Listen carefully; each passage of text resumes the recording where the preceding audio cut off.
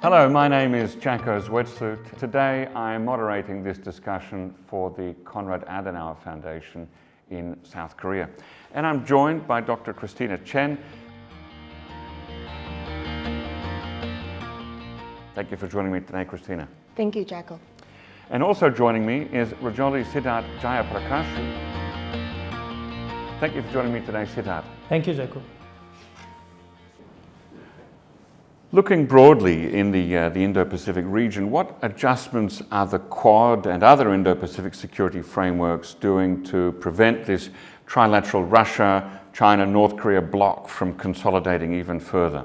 I think Quad, the initiative, is coming up with some measures in response to the consolidation of the trilateral relationship.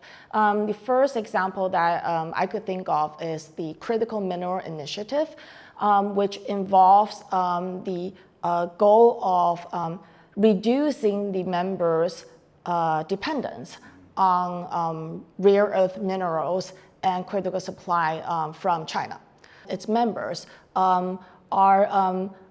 they're aware of the fact that right now in the current geopolitical situation, it's not just about traditional types of security like military, but economic is also something that is being weaponized by China and other authoritarian regimes. And politically, I think this year's joint statement issued by the Quad has a stronger language than previous statements because in the 2025 joint statement, it explicitly calls out North Korea's for its activities, particularly the missile test, and it also criticizes the aggression by China for attempting to change the status quo in Taiwan Strait and South China Sea. So yes, I think political-wise, we also see the Quad as a framework, a regional framework, showing consolidation in its part, that the members are aware of the challenges within the region, and they're responding in a political manner and also in non-traditional security type of manner. I would also like to mention AUKUS. AUKUS is another regional framework that is very important. Most discussion about AUKUS when it comes to the response to the consolidation of the trilateral relationship involves submarine technology.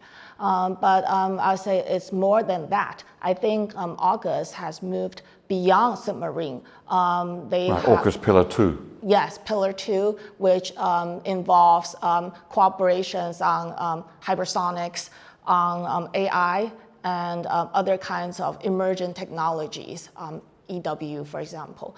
Under that Pillar 2, AUKUS has formally invited Japan to become part of this initiative.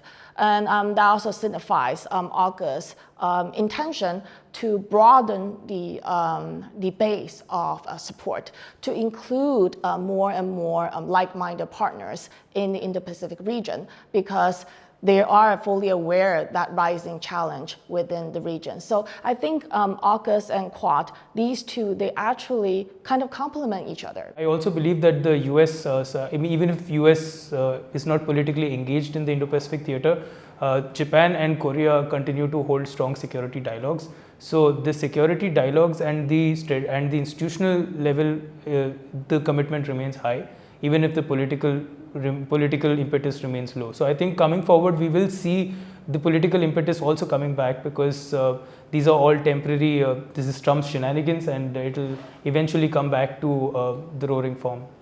Now, Siddharth, Christina brought in AUKUS Pillar 2 as well as the Quad. Now, what about the increasing trilateral military cooperation that we see between Japan, the United States, and South Korea over the last 5 or 6 years? Do you see that as being a counter to this Russia-China DPRK trilateral relationship as well?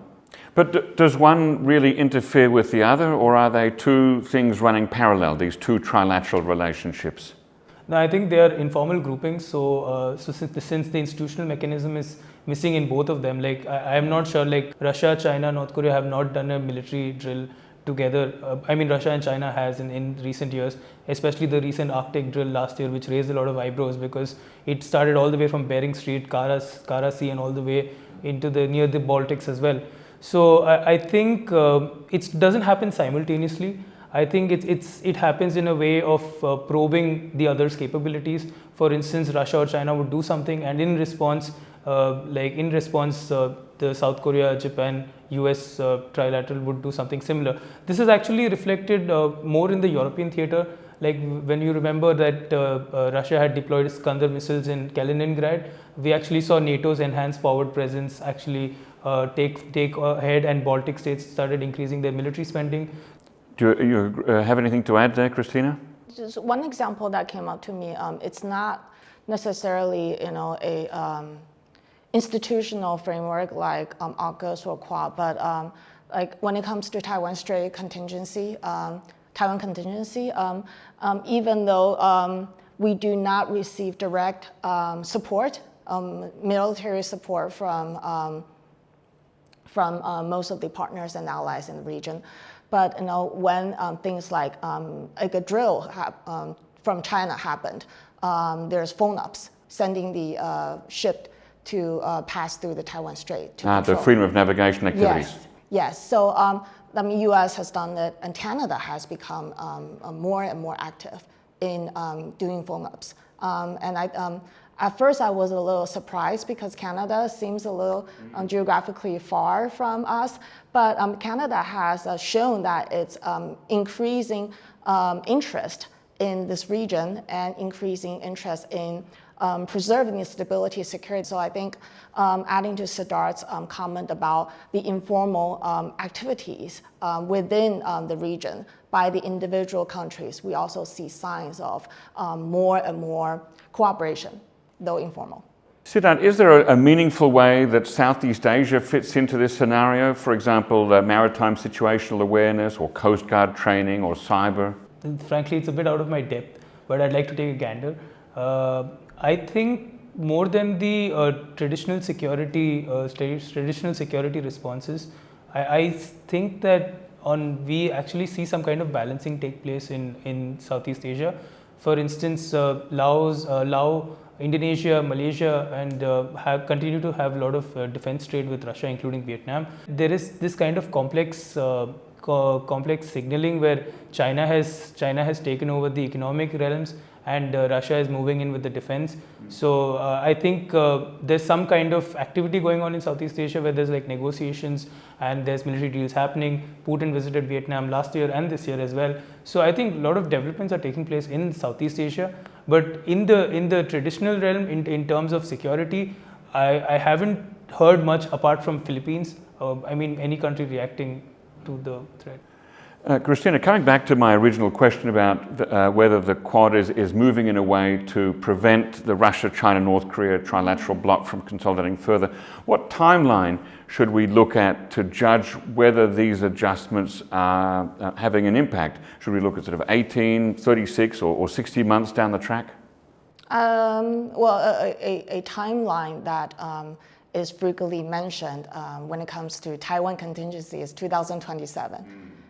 Yeah, so 2027, which is really not far from us. So I would say that could be a critical time to look at the progress and developments. Okay, thank you. And would you agree with that, Siddharth? Yes, I would agree with that. I think 2027 would be a key year. A key point. Well, that's just about 18 months away from now then. Okay. Thank you both very much.